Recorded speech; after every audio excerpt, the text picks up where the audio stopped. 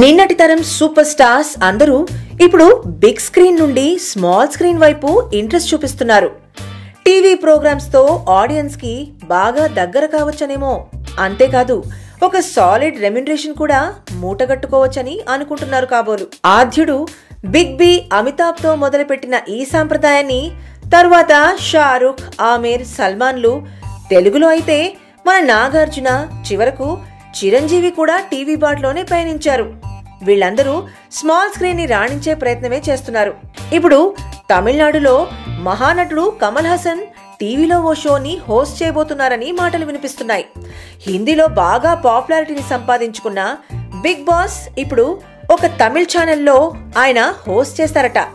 ఈ విషయం గురించి సంబంధించిన నిర్వాహకులతో టాక్స్ కూడా జరిగాయని, అవి చాలా ఆశాజనకంగా ఉన్నాయి అని చెప్తున్నారు తమిళ మీడియా వారు. కమల్ హాసన్ కొత్త చిత్రం సభాష్ నాయుడు లేట్ అవుతున్న సంగతి తెలుసు కదా. మరి మన విశ్వనాయకుడు ఏం చేస్తాడో చూడాలి. ఇప్పుడు సడన్ గా ఆయన టీవీలోకి వచ్చేస్తే ఆ రిజల్ట్ ఎలా ఉండబోతుందో అని టీవీ వర్గాలు ఉత్కంఠంగా ఎదురుచూస్తున్నాయి. ఇక్కడ మెగాస్టార్ చిరంజీవినే యావరేజ్ గా మార్కులు తెచ్చుకుంటున్నారు. మరి మన కమల్ హాసన్ కు ఎన్ని మార్కులు వస్తాయోనని టెన్షన్ పడడంలో తప్పులేదు.